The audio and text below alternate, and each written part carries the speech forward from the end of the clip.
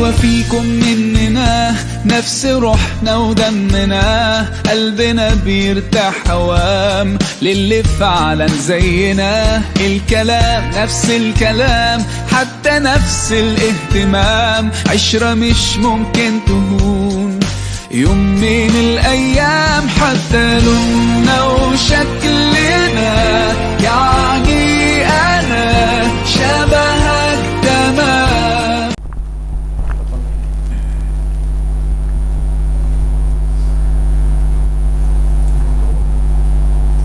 Bismillah.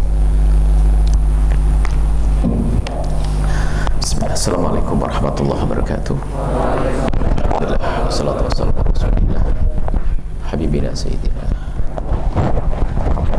Alhamdulillah wa ala alihi wa sahbihi wa mawalah, amma ba'd.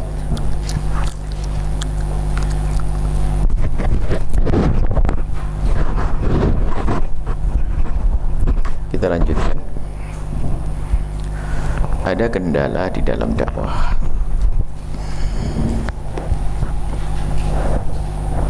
Yang tidak memahami kendala dakwah,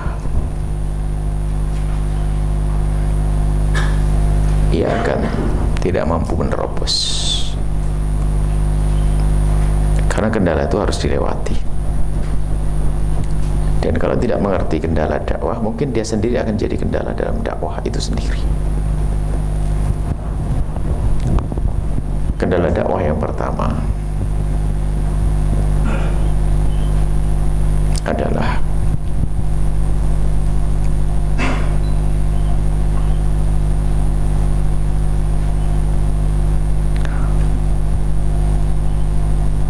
tawadhu yang tidak pada tempatnya.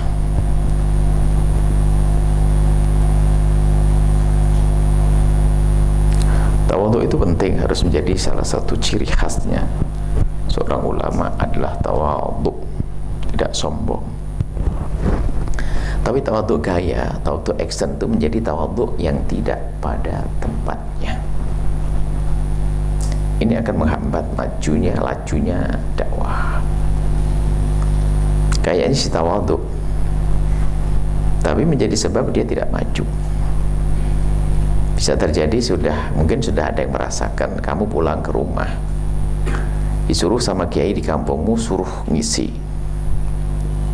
Nah, kamunya tawadhu, aduh gak enak, jangan, masih ada yang lain, masih ada yang sepuh. Itu gayamu tawadhu.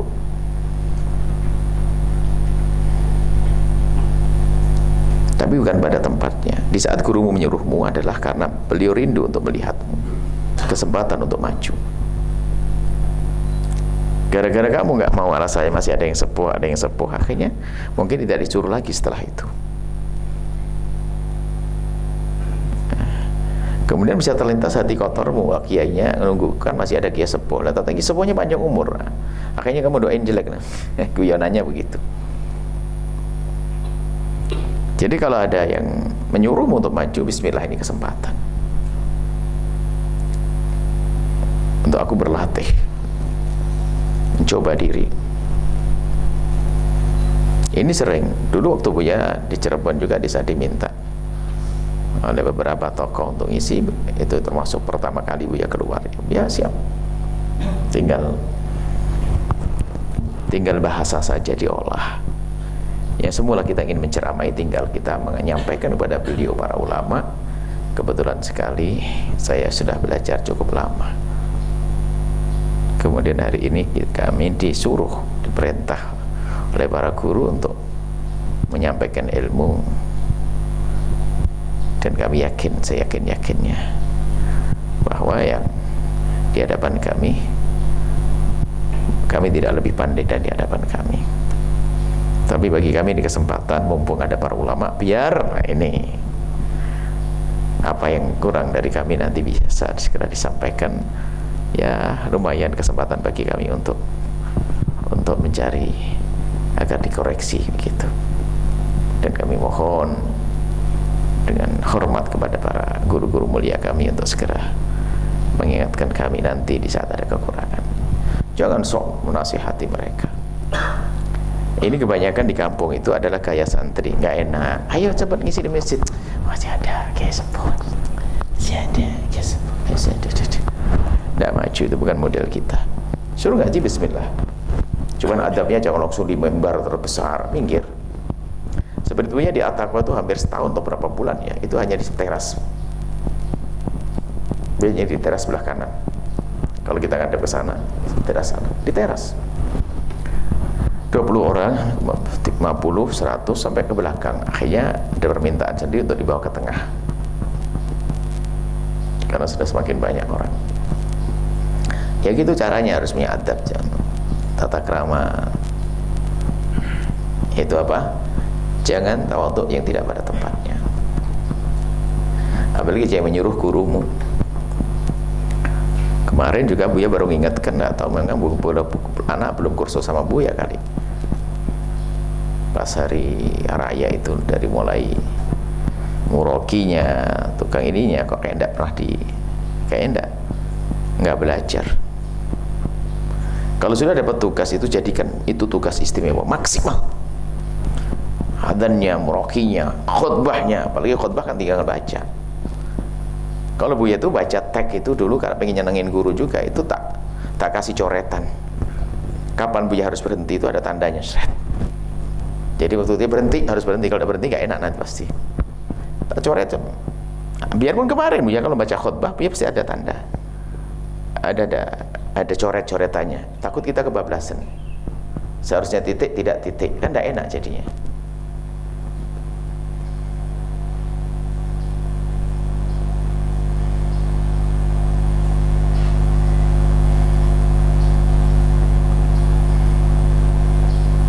Jadi serius. Kemudian nanti masalah suara dan sebagainya akan kita hadirkan di dalam penyampaian dan penyusunan materi nanti. Paling tidak ini harus kalian itu jangan biasa tawaduk yang tidak pada tempatnya. Kalau tawaduk dengan guru, kehormati beliau, cium tangannya, kalau dengar perintahnya, selesai. Menghargai beliau, selesai. Dudukmu tidak harus nonjol-nonjol di paling depan, cukup. Kalau disuruh bismillah.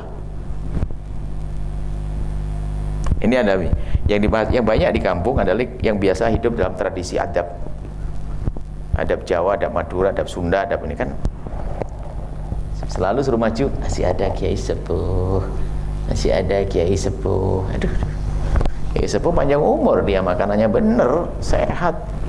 Nah, akhirnya aduh kiai sepuh kok udah mati-mati, kan kurang ajar gitu, ha? Akhirnya artinya jelek. Ini kendala yang Buya amati adalah seperti itu. Kenapa tidak maju di sebuah kampung? Yaitu di saat disuruh tuh tidak langsung bismillah, bismillah.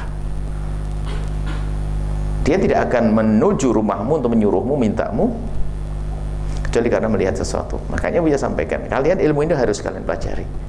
Sebab mau tidak mau, kalian tuh muridnya Buya. Semua orang ngerti Buya tuh biasa menyampaikan pesan ceramah. Jadi setiap murid Buya itu dianggap oleh orang pasti harus bisa. Coba kamu pulang pasti disuruh. Mau tidak mau. Nah ini kalau kamu tidak siap terus bagaimana? Mau tidak mau, coba aja ada sampai Buya. Nah, pasti. Nah sekarang kamu bersiap. Mau tidak mau kamu diminta dikedepankan. Anak-anak Buya di Al-Bahjah ini, kalau pulang ke kampung, mau tidak mau pasti kedepankan orang. Diminta oleh orang, disuruh. Itulah kesempatan kalian untuk uji kemampuan kalian menyampaikan pesan kebenaran kemuliaan, tentunya dengan rambu-rambu yang Buya sampaikan, prinsip-prinsip tadi. Ya, itu yang pertama. Tawaduk yang tidak pada tempatnya, kendala besar. Kendala selanjutnya adalah, nah, jadi nanti kalau sudah dapat tugas langsung serius. Kalau mengkhotbah, latihan dengan temannya. Saya membaca khotbah, berapa menit durasinya? Baca dia temannya, kurang gimana dan sebagainya. Kurang keras bacaannya, kurang. Saya Buya tuh masih ingat loh, terkesan-kesan Buya nyuruh anak Buya suruh khotbah, nggak niat belas, padahal khotbah sudah dituliskan. Alhamdulillah, alhamdulillah, ma'asyiral muslimin, rahimakumullah. Mari kita, orang kok. Dan Buya teringat sampai hari ini. Karena terkesan betul mengelukai hati Buya. Sudah dikasih amanah, sudah latihan yang benar.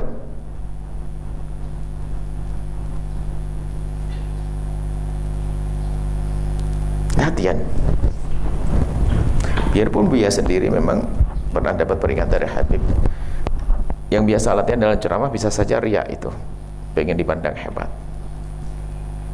Kalau bisa ceramah kamu tidak usah pakai mikir-mikir latihan. Akhirnya dia mikir, ya kalau memang nggak latihan kan bisa kacau berantakan. Nah, sehingga tinggal ditata. Kalau lagi latihan niatnya bukan karena pengen disanjung orang, ini kan berbeda.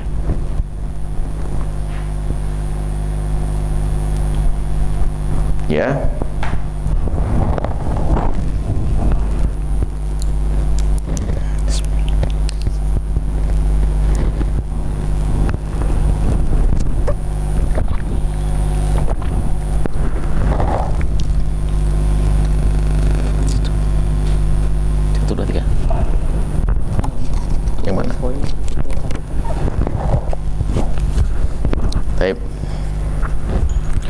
Taib, apa tadi?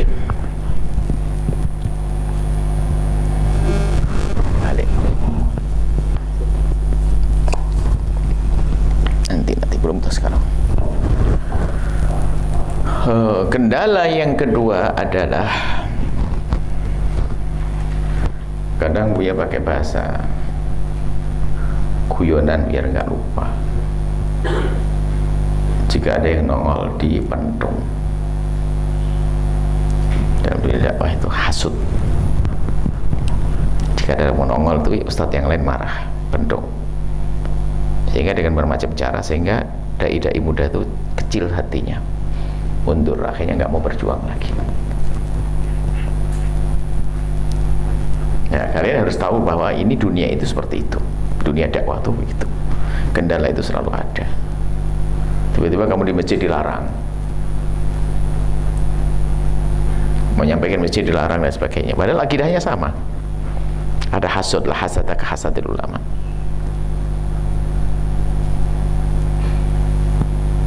Nah, kalau sudah kamu tahu ini kendala, sudah biasa nyantai, pahami itu kendala. Nggak boleh kamu mundur gara-gara itu. Kalau ada orang gembos, ada orang menfitnah, ada. Nah, lalu bagaimana sikapmu ini? Pertama adalah kamu harus kebal di saat diganggu. Yang kedua, kamu jangan menjadi kendala, jangan menghasut. Kalau ada temanmu yang maju sukses, awas, hati-hati. Harus kau tata hatimu. Kau support dia, motivasi dia, kau bantu dia, supaya tidak masuk ke hatimu dengki. Sebab biasanya nggak seneng ada temannya maju itu gelisah. Padahal dakwah karena Allah lah ya. Mungkin ada satu orang sudah viral terkenal. Ada yang lebih muda, lebih terkenal, sudah mulai kasakusuk, mulai sudah jelek prasangka, atau menfitnah bahkan. Jangan sombong-sombongan, belajar di mana lah. Ya pintar ngomong aja dia tuh. Emang enak ngomongnya, tapi isinya, ya salam isinya. Karena dia nggak terkenal seperti dia. Ini dalam dunia dakwah, nah. Ada dalam dunia dakwah itu seperti hasud. Makanya kalau sudah kamu ngerti semacam ini, jika ada orang mengganggu, menghasutmu, kamu tidak boleh bergeming. Tidak bergeming di sini maknanya apa? Tidak boleh kamu terpengaruh. Nggak boleh kamu cerita ke temanmu. Ada salah satu dari kakakmu, abang-abangmu, yang sudah mulai berkiprah di masyarakat, kemudian buat program di sebuah tempat masjid, di stop sama kiai-kiai di situ. Setelah di stop, nggak boleh. Dia paham dunia ini selalu ada. Lapor ke Buya, ya tinggal Buya ancam. Kalau kamu lapor kedua kali, mungkin justru dapat tempelengan kau nih. Urusan begitu nggak usah lapor ke siapapun. Temanmu udah perlu tahu. Karena itu aibnya dia, kasihan. Dan jangan tanamkan kebencian di kawanmu kepada dia. Coba, kalau Buya diganggu orang, Buya cerita ke Ustaz Samsul, dia akan marah membela Buya. Berarti dia punya permusuhan dengan orang tersebut. Nggak perlu, jadi seolah-olah kamu tidak ada yang mengganggu. Alhamdulillah Buya tidak ada yang ganggu. Tidak ada yang ganggu Buya satu orang pun ada. Buya tidak pernah merasa diganggu oleh siapapun. Aman. Dan apakah kenyataannya semacam itu? Yang jelas Buya tidak pernah mikirin gitu, selesai. Dalam dunia dakwah selalu ada yang mengganggu untuk naik pangkat. Dan kamu harus yakin bahwasanya orang yang menghasutmu tidak akan melampauimu. Kalau Buya menghasut seseorang, pasti Buya akan di bawahnya terus. Sudah, nggak bisa harga mati. Kalau orang menghasut Buya, nggak akan bisa melampaui sedikit pun. Makanya kalau kamu dihasut sama orang, tenang aja. Ngapain kamu susah? Berarti kamu telah unggul. Kok pusing, kamu marah-marah lagi.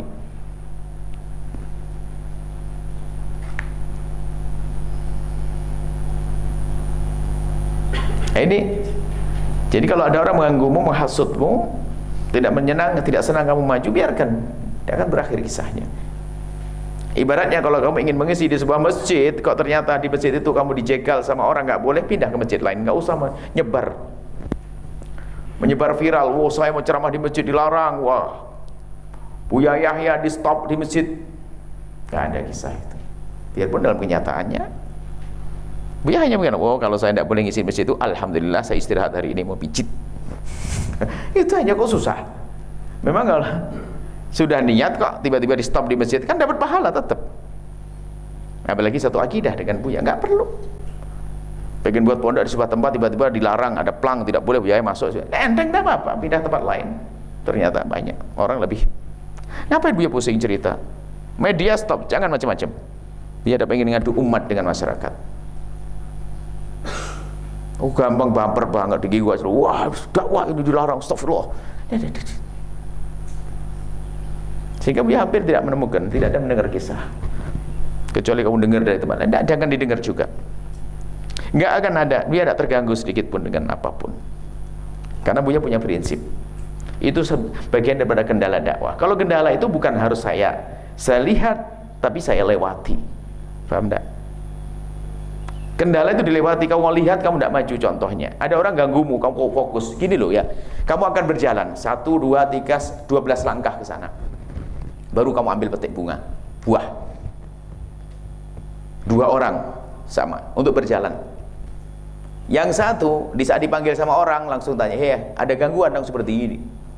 Yang lain lempeng, dipanggil, "No, aku mau ke sana dulu." Jadi saat kamu sudah menoleh kepada selain tujuanmu, akan tertunda kesuksesan. Lah kok Buya ngurusi orang-orang yang ganggu Buya? Lo remeh banget. Nah, tujuan saya lebih besar sana kok. Kok saya harus noleh menanggapi si fulan? Ya, nanggapi. Berarti kita sudah tertunda berapa langkah. Ya, kalau saya tidak boleh ngurusi masjid itu, ya pindah masjid lain. Kenapa? Masjid lebih banyak. Bagi kita juga ditunggu-tunggu tempat lain. Kenapa kok harus diekspos, diviralkan?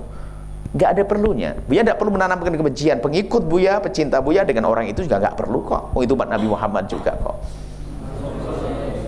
Makanya yang ikut Buya tim-tim jawab, jangan. Ada sebagian ustadz diganggu sedikit langsung diviralkan, cari pembelaan dari umat. Tidak. Yang membela kita adalah Allah, bukan manusia. Bukan model Buya. Dan Buya pakai prinsip.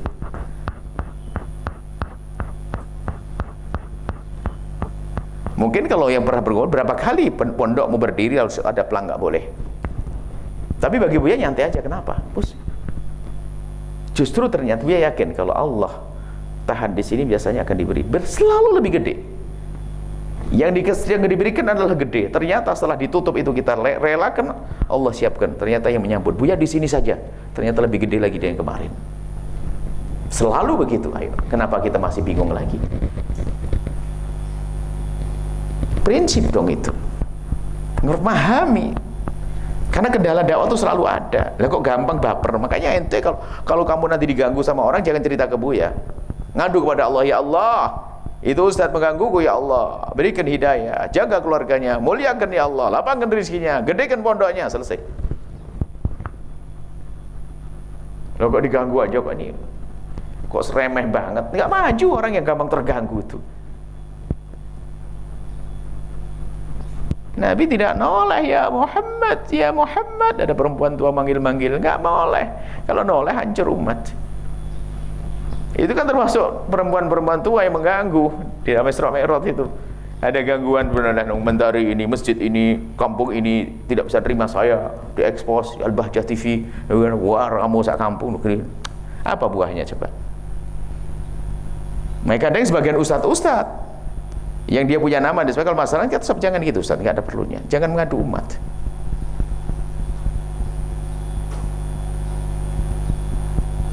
Apalagi yang menghalangi Buya itu bukan beda akidah, hanya karena tadi permasalahan kendala ini.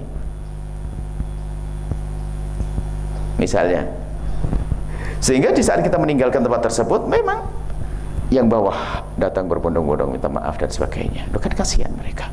Akankah kita adu mereka dengan umat yang lain? Nggak mungkin dong. Ini harus kalian miliki hal semacam ini. Mungkin di kampungmu kamu mulai dakwah saja diganggu sama orang. Lu kampung sebelah kan masih ada lagi. Kamu sudah kampung sebelah lagi. Dan kamu sebelah tidak terima koreksi, barangkali kamunya akhlaknya orang baik. Kan gitu saja, kan ada. Jadi kendala yang kedua ini adalah jika ada orang nongol bendung alias hasud, maka kamu jangan bergeming jika dibendung, dan jangan mendung. Sehingga anak Buya harus punya motivasi ini. Setiap ustaz datang padamu, kamu kasih motivasi, sehingga kamu tidak pernah ragu bahasanya dia harus besar dari aku. Setiap ada anak muda yang jadi ustaz muda, biar duduk berdua 1 jam 2 jam, pasti Buya kasih ini. Pertama, menghilangkan sifat dengki Buya, sehingga Buya tidak pernah ragu disayangi oleh siapapun. Saya lebih senang kalau ada anak-anak muda, ustaz muda. Saya bertanya, gimana tip Buya untuk bisa mendapatkan ini? Ya, saya sebutkan cara-cara ini.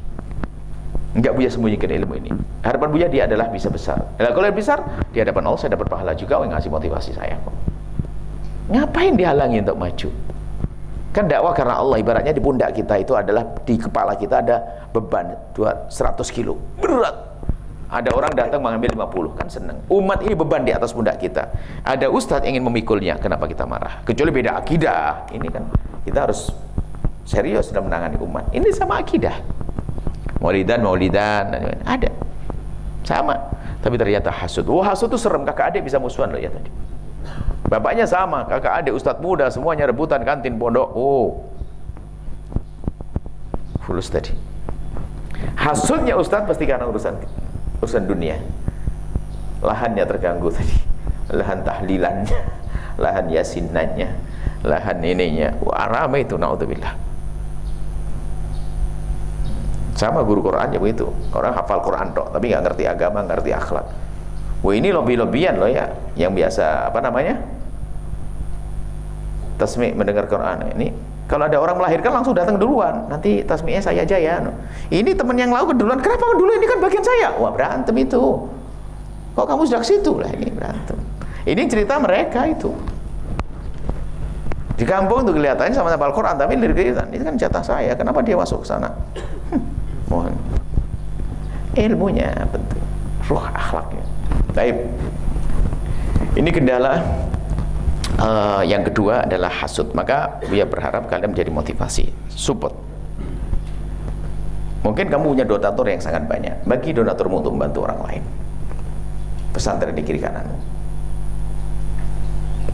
supaya hilang kedengkianmu. Kalau ada teman maju, kamu harus senang. Kalau ternyata hatimu nggak enak, belikan bata merah, semen, kirim semen segala macam, gitu aja. Seperti itu kan. Karena kamu akan tidak bisa maju kalau kamu mendengki, atau di saat didengki kamu terpengaruh. Kan namanya kendala. Lah kamu dilarang sama dihentikan sama orang, langsung putus asa. Duh, dakwah kok susah banget, sana nggak boleh, sini nggak boleh. Sudahlah, nggak usah dakwah, jual dagangnya saja, jualan, nah, bubar. Justru kamu bersemangat. Ingat, di saat kamu diganggu, tegar. Kemudian 2, tidak mengganggu tadi. Jangan menghasut siapapun. Motivasi, ustadz bantu mereka. Bahkan kalau ikhlas dengan ikhlas itu sebenarnya kan senang. Kan biasa sering guyonan, hasutnya penghafal Quran sama hasutnya ahli fikih. Nah ini nggak ketemu, bodohnya sebelahan, satu kampung. Wah, ustadz Al-Qurannya, wah kalau nasihati santrinya, wasna kamu belajar kalam Al-Quran kamu kalamullah. Setiap huruf yang kamu baca ada pahalanya, nak ya, masya Allah. Semangat lihat. Kamu menghafal itu kan berarti telah mengulang-ulang, menghafal mengulang-ulang pahala mengulang-ulang pahala lagi, masya Allah. Tidak ada pekerjaan sebaik apa yang kalian lakukan, wahai anakku, menghafal Quran, kalamullah, pahala. Bagus nasihatnya. Ujungnya apa? Apa artinya orang mengerti ilmu fikih tapi bacaan Qur'annya jelek? Man lam yujawidil Qur'ana athimu. Bukan hadis lagi itu. Wah, gaya nih sudah. Mulai nyaci guru Qur'an sebelahnya. Guru Qur'annya rupanya juga kurang lebih. Apa guru apa? Guru fikihnya. Guru fikihnya, wah, fikih syariah. Bagaimana kamu ngerti wudu? Ayo, ilmu fikih. Ngerti sholat? Ilmu fikih. Ngerti ini? Fikih terpenting. Hati-hati nak ya. Berarti Allah telah milih kamu untuk belajar ilmu terpenting dalam hidupmu. Haji tidak ada fikihnya, nggak bisa. Meninggal harus ada fikih. Fikih tidak pernah lepas dari kehidupanmu. Fikih, ilmu. Ngerti nak? Apa artinya orang hafal Quran? Ngantem orang Al-Quran. Tapi itu kira ini kacau. Itu semodel begitu tak ada. Dan dia mengamati.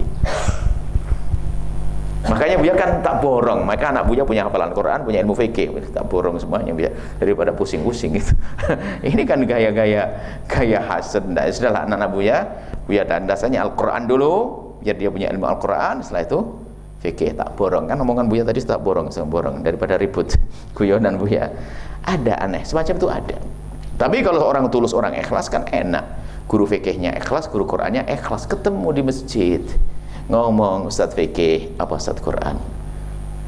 Ustadz fikih, saya itu ngafal Quran telat, 21 baru ngafal, pengen ngafal, sehingga 25 baru hafal. Mau belajar ilmu yang lainnya nggak sempat, keburu nikah, anak saya 11. Punya pondok.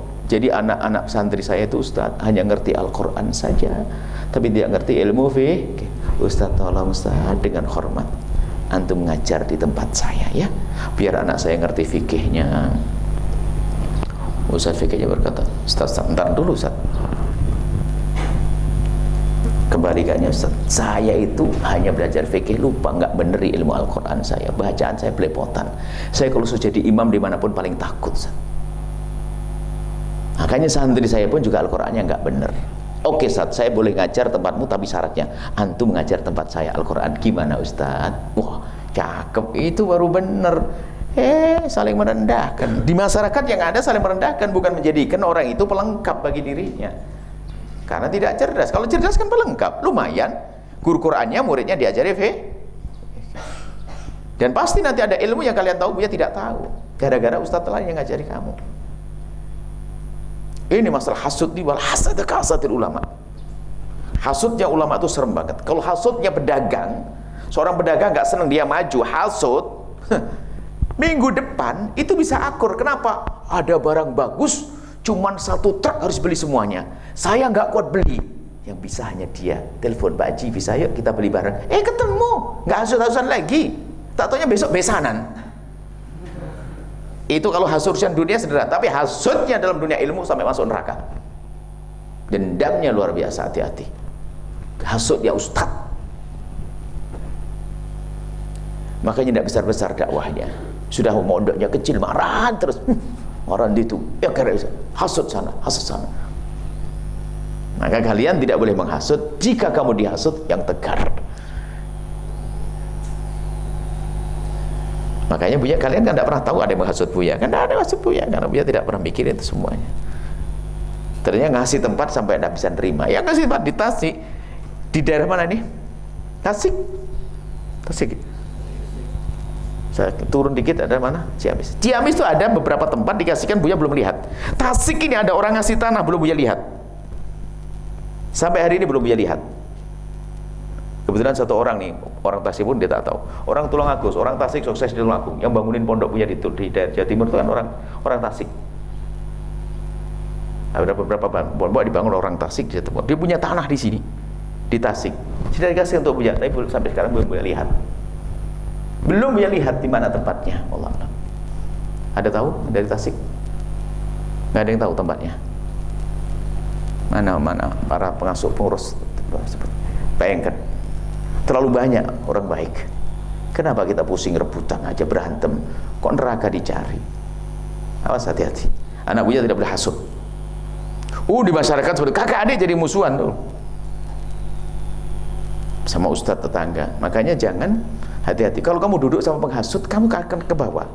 Kalau ustadzmu menghasut, suka ngomongin, kamu ke bawah. Sehari Buya ngomongin, tahu enggak ustadz sebelah ini, astagfirullah, la ilallah, innalillah, masya Allah. pakai zikir kayaknya. Gimana itu istilahnya? Astagfirullah. Kamu kepengaruh setiap hari Buya ngomongin gitu. Kamu ngomong dengan temannya begitu, kata Buya orang ustaz tuh begini gini. Kamu mulai benci ke dia. Padahal belum tentu, hanya karena amarahnya Buya saja kamu ngikuti. Bahayanya hasud. Nah, kalian berguru harus mikir dong, jangan rusak hatimu. Makanya Buya kalau sudah ada tanda-tanda penghasut langsung Buya menghindar. Karena pasti kalau penghasut itu apapun jelek, duduk gunjing. Ada beberapa teman karib Buya, bukan teman sekolah kan, orang yang selama karib akhirnya Buya tinggalkan karena apa? Setiap duduk dengan dia diajak ngomongin orang. Astagfirullah, la ilaha illallah. Ada ngomongin. Gayanya si dakwah. Apa itu? Kifita. Masya Allah. Kenapa seperti itu?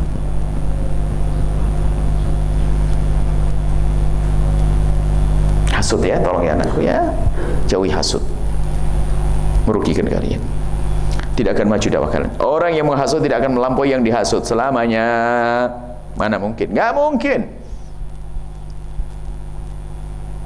Selalu nyungsep dan dibikin hancur oleh Allah orang menghasut.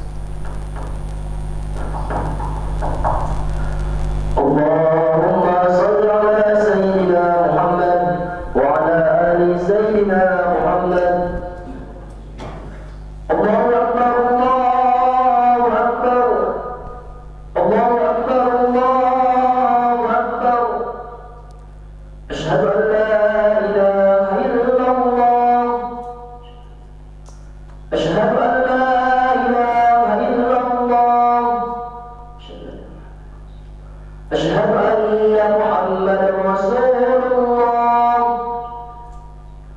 Asyhadu anna Muhammadan Rasulullah. Hayya 'alas salat.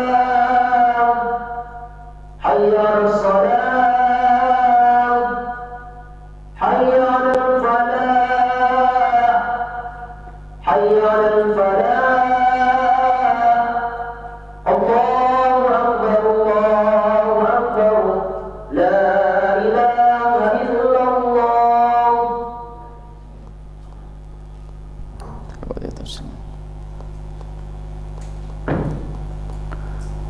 Ya, itu kendala dakwah. Hati-hati ya. Justru Buya penekanan Buya di situ.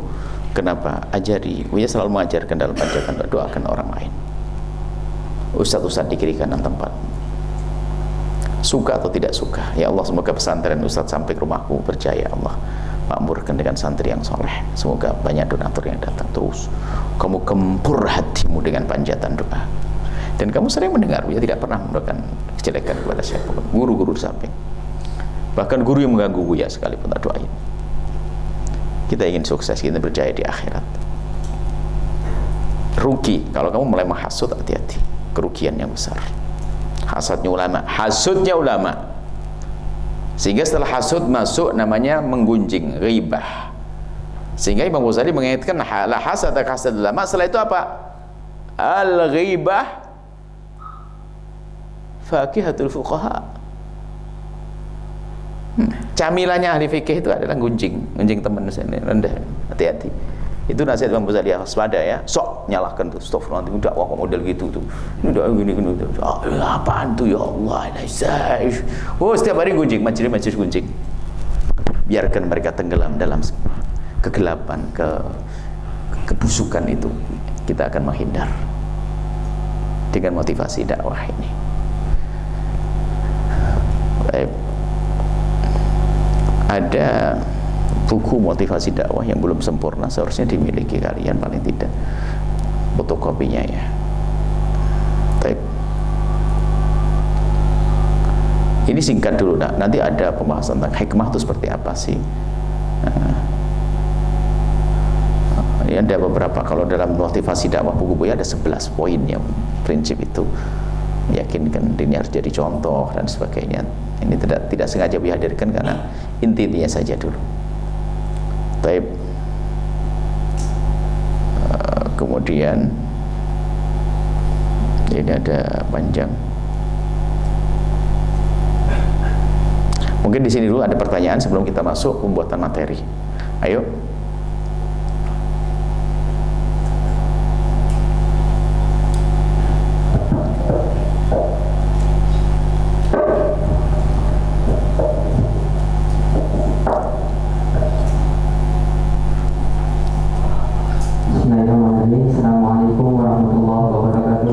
Salam. Al-Fakir Zamzami Ataliban, izin bertanya Buya.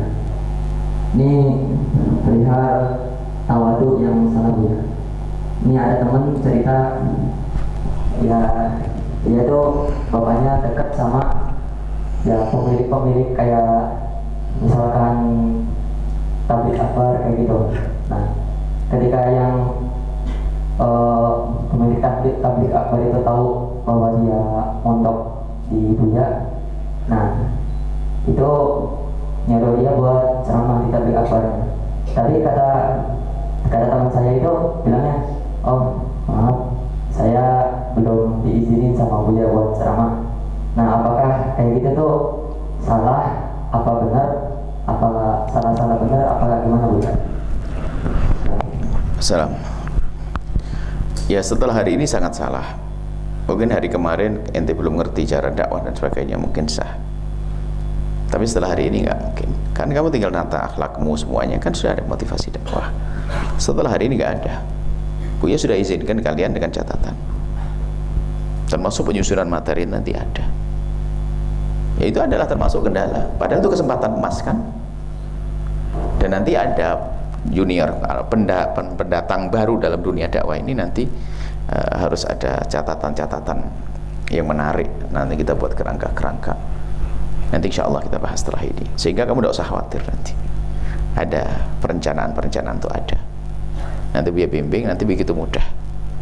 Bahkan mungkin ada yang sedikit punya bahasa Inggris, punya bahasa asing, nanti akan dikemas lagi dalam bentuk dakwah. Nanti setiap anak-anak Buya bisa saja nanti punya model dakwah yang berbeda-beda seperti Buya inginkan di model-model tertentu anak Buya punya. Model ini ada. Nanti insya Allah dalam mencermati. Itu betul, itu adalah termasuk untuk tawadhu yang tidak pada tempatnya. Kalau memang dia sudah punya kemampuan. Tapi kalau memang dia adalah memang nggak bisa ngapa-ngapain, ya jangan bikin malu. Kemudian terus saya dari sini kemudian akhirnya di waktu dia ngomong diem begini, akhirnya jawabannya bilang kemudian. Itu kan ada begitu tuh. Makanya perlu pelatihan. Baik, kalau pertanyaan lain. Baik.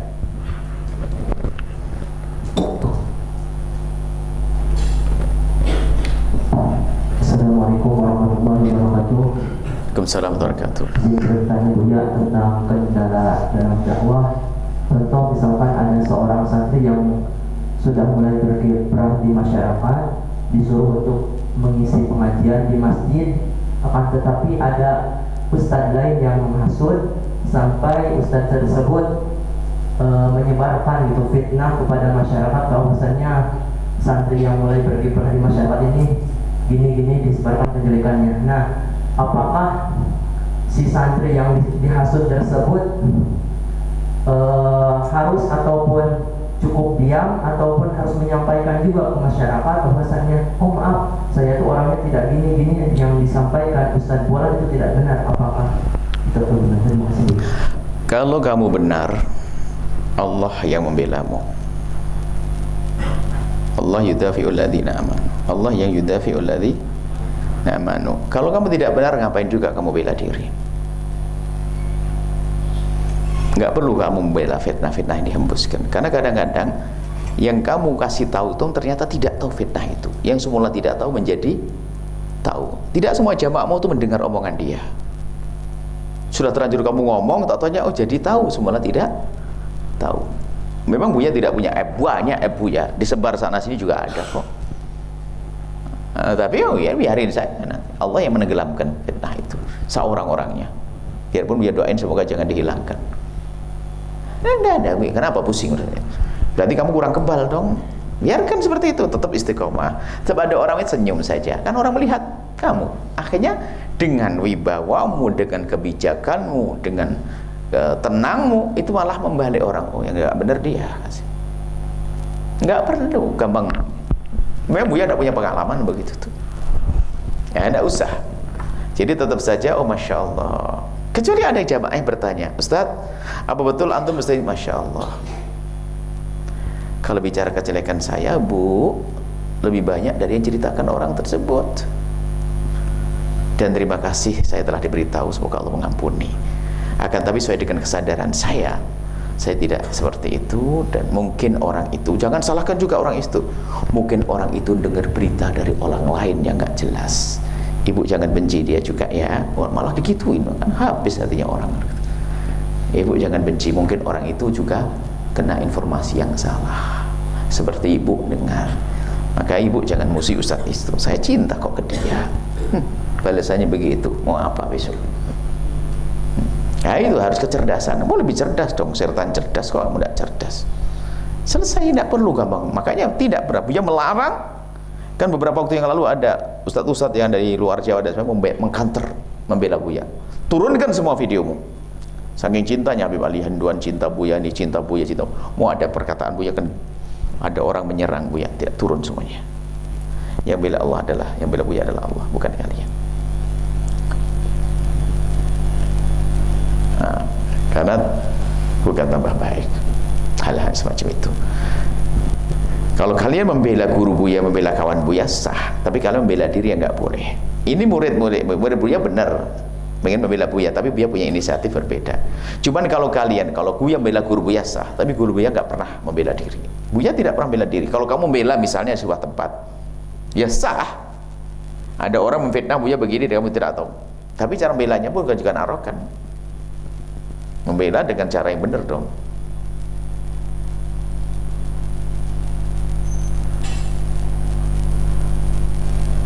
Karena ada juga salah satu guru Buya kan dibilang begini-begini, kurang baik dan sebagainya. Buya tidak membela dengan arogan, cuman berkata, pertama saya murid beliau, dan mungkin saya tergolong murid terdekat.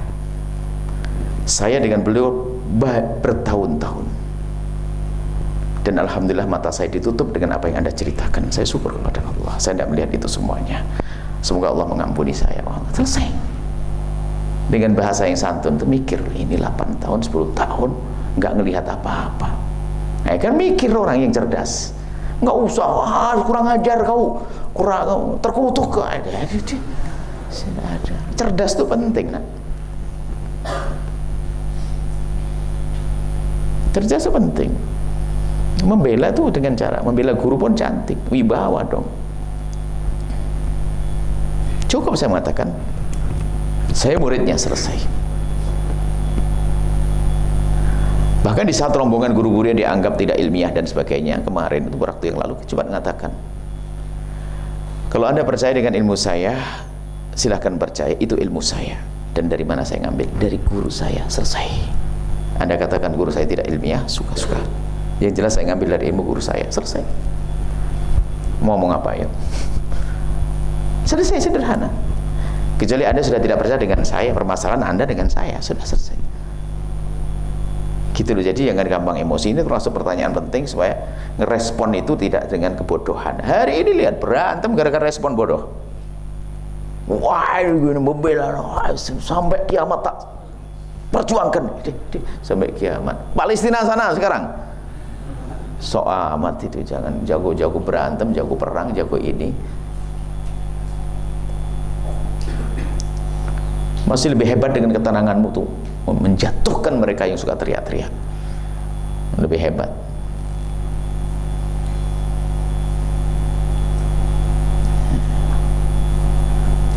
Itu selesai. Sekarang selesai.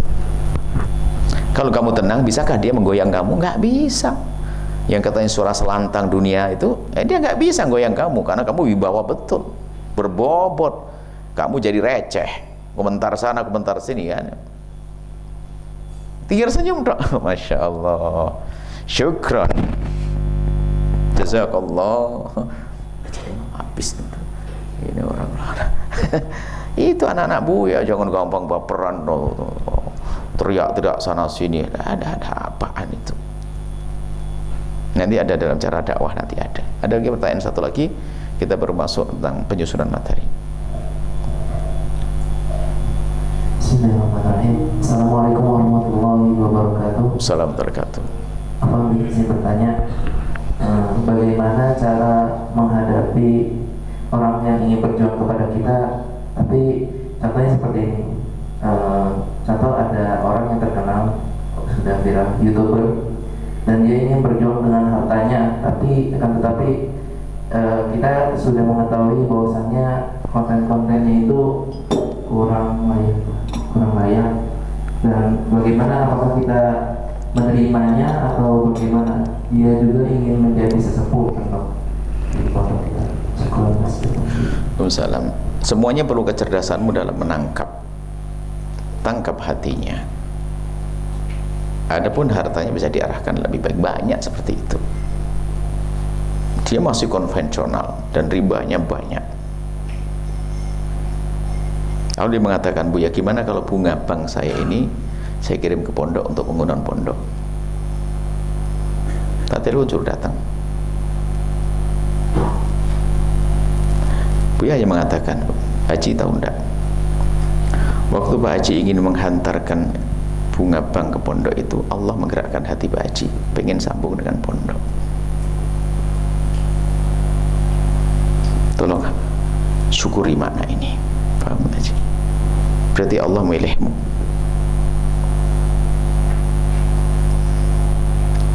Dia sambil diam dan kelihatannya senang sekali dengan itu semuanya. Kemudian masuk, "Mau saya transfer kemana, Buya?" "Oh, ntar dulu. Yang jelas kamu syukuri dulu." Dan langsung minta transfer kepada berarti masih nyambung, langsung dianggap Buya mengizinkan, kan enggak, tapi Buya besarkan hatinya dulu. Nah, pahala pertamamu adalah kamu dipilih oleh Allah, dan setelah itu Allah akan mudahkan Pak Haji untuk bisa melanjutkan, pasti. Nah, adapun bunga bank itu baik, di saat tidak diberikan ke pondok, itu termasuk pahala gede lagi. Kenapa? Setelah Pak Haji kenal pondok, Pak Ada menjaga pondok. Biarkan bunga bank itu adalah, nanti akan kita punya pembicaraan sendiri, akan tapi ambilkan dari sekitar bersih saya dari bank, kan untuk pondok. Keluar dari duit bersihnya setelah ini. Adapun uang pondok, uang bunga banknya nanti biar menjadi penebus dosa adalah buang ke tempat kotor. Maksud Buya gimana? Ayo kita perhatikan di kampung-kampung ada selokan rusak, kita buat sana. Jangan sok, nah pondok haram, astagfirullahaladzim, pondok bersih, jangan pakai orang begitu. Tinggal orang nanti. Akhirnya dapat 3 nanti, dapat orangnya, dapat harta bersih, selokan kampung bener. Kemudian setelah itu Pak Haji, insya Allah setelah itu berusahalah untuk tidak urusan dengan bank. Setelah itu ngomong setelah seminggu lagi, "Buya, berat Buya kalau saya harus lepas dari bank konvensional. Kenapa? Saya harus kena penalti segala macam, pokoknya harus kena denda ini dan sebagainya." Sudah semampunya dulu, karena duitnya banyak sekali. Jadi kalau duitnya banyak itu ternyata kalau punya utang ke bank konvensional itu bayar duluan itu malah kena. Kan aneh ya. Kalau orang bayar utang kan senang, seharusnya enggak. Dia harus kena begini. Sudahlah.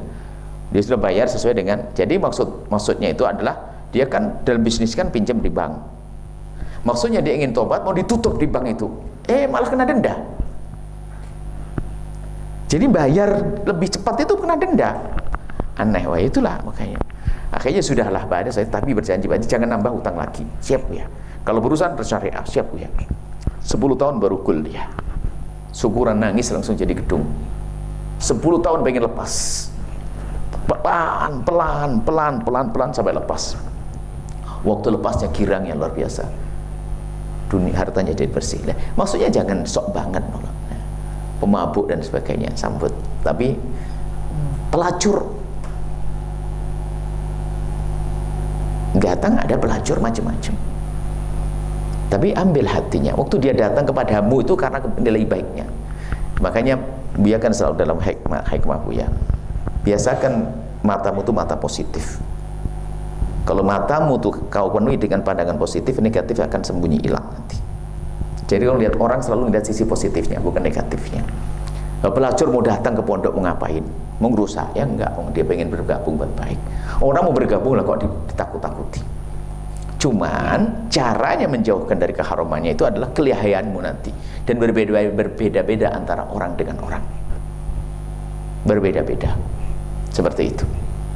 Paham enggak? Jadi sambut hatinya dulu, Adapun kesalahannya jangan tegur hari ini. Nanti ada bab, jika ada orang melakukan kesalahan gimana? Kan ada kebenaran tidak harus diucapkan saat itu, kebenaran tidak harus diucapkan oleh lisanmu.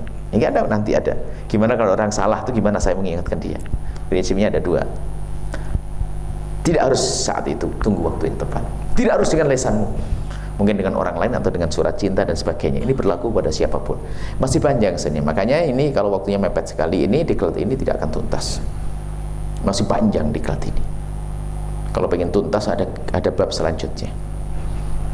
Ini ada Buya ngisi di Aula Muktamar Lirboyo 7 kali pertemuan. 7 kali pertemuan. Cuman kenapa anak Buya tidak Buya kasih? Gak ada yang belajar anak Buya. Termasuk nanti terakhir diklat cinta. Buya ngisi seminar di kampus-kampus mana-mana. Anak Buya tidak belajar cinta. Ini bagaimana? Ada ilmu. Dan maksud Buya, kalian menyerap ilmu Buya itu kalian harus menjadi seperti itu juga nanti. Kalau kamu berkumpul dengan anak muda, cara bicaramu ya bicara sesuai dengan anak muda. Kamu paham tentang seluk-beluk liku-liku cinta.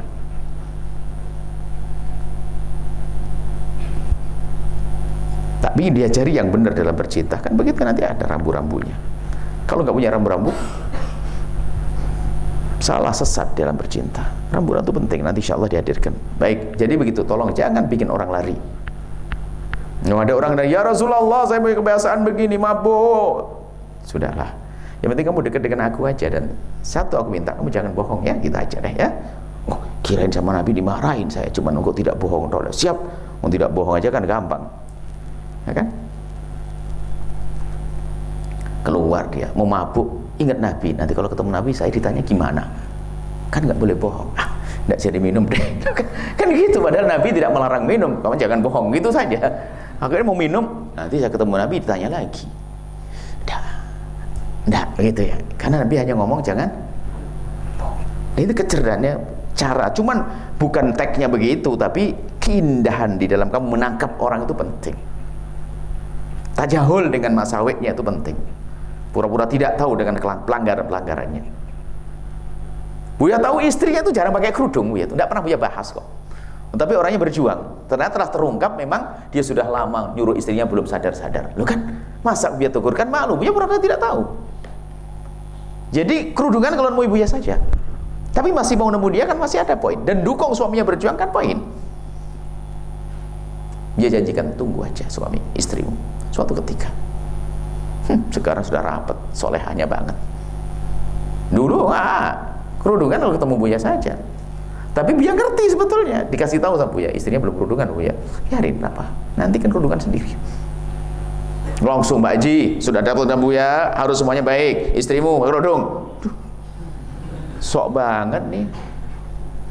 Dan memang ada anak Buya itu terlalu kenceng nangkap sisi tegas Buya, tapi sisi hikmahnya nggak ada. Ada suatu ketika ada perempuan mau datang, kemudian Buya kelihatan dari jauh. Dia nggak pakai kerudung, ada di gerbang. Oh, bukan ini, bukan pondok gede ini, dulu masih pondok kayu-kayu itu. Ada. Langsung balik, tak panggil. Kenapa?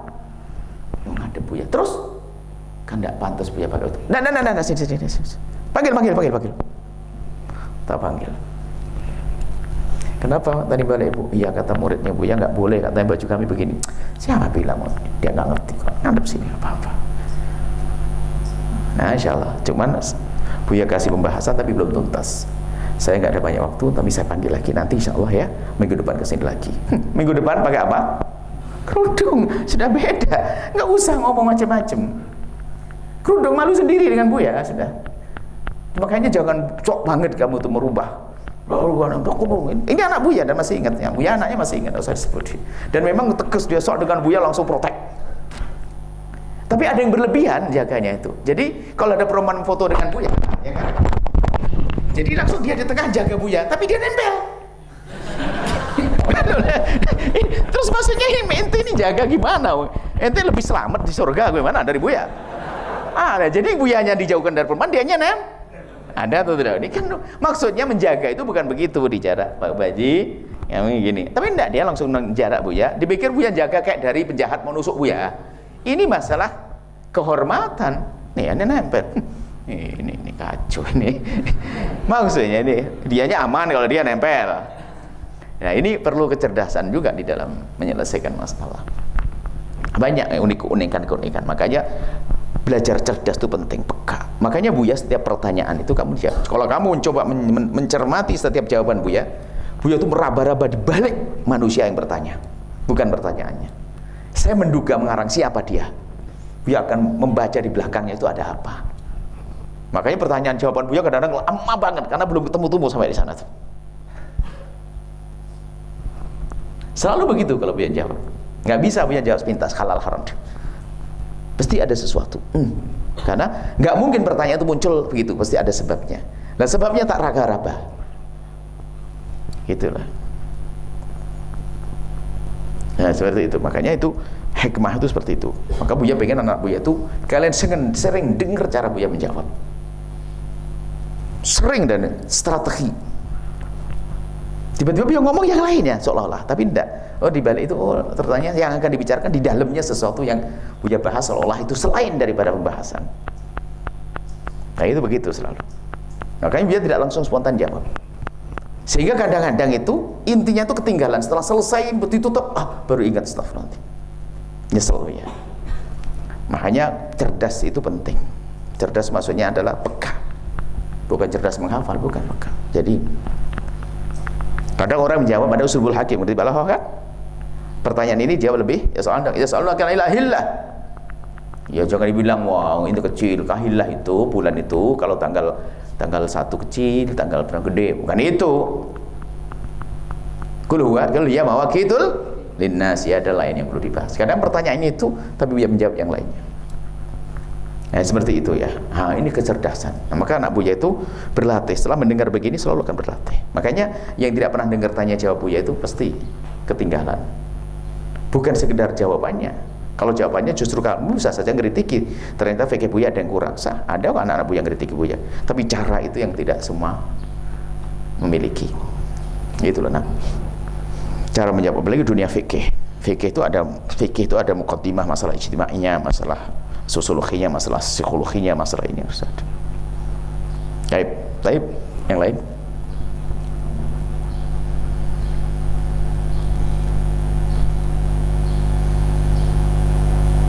Baik, sekarang kita masuk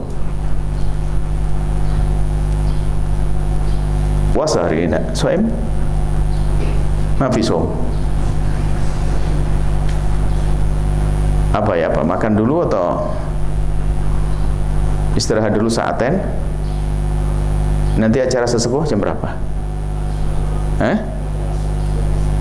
Ba'dal asar muntur. Al-kifkum. Mau dilanjut, nanti konsen enggak? Kalau enggak konsen hilang ilmunya nanti. Atau qoda dulu tastarihun qalilan. Nanti kita ngisi lagi sampai sesepuh datang. Kalau enggak datang kita lanjut. Kalau datang alhamdulillah tinggal potong. Akefak. Apa itu? Sekarang istirahat khalas. Sekarang sunli jamak biar kamu praktis nanti. Nanti insya Allah kalau sampai sekarang makan jam 3:30 itu keluar sudah sehat. Jam 3 masuk 3:30 sampai jam 4:30 atau jam 3 2 jam cukup lah. Jam 2 3:30 sampai jam 5. Sesepuh nanti mundur dikit, maghriban bersama dengan sesepuh, tidak terlalu lama dengan sepuh. Khalas, nusalli ajma' baina sholatain biar praktis nanti. Ya khair. Nanti setelah ini adalah nyusun materi dan masih banyak pertanyaan. Makanya ini sebenarnya nggak cukup kalau seandainya, jangan buru-buru juga. Apalagi di kelas cinta itu, wah kamu tuh bergerak, ini ada itu indah sekali itu. Nah, cuman kalau hanya satu jam bisa salah paham nanti akan dilihat.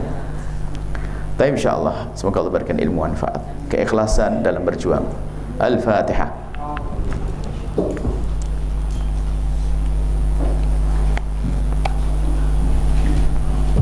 Baik. وفيكم مننا نفس روحنا ودمنا قلبنا بيرتاح هوام للي فعلا زينا الكلام نفس الكلام حتى نفس الاهتمام عشرة مش ممكن تهون يوم من الأيام حتى لوننا وشكلنا يعني أنا شبه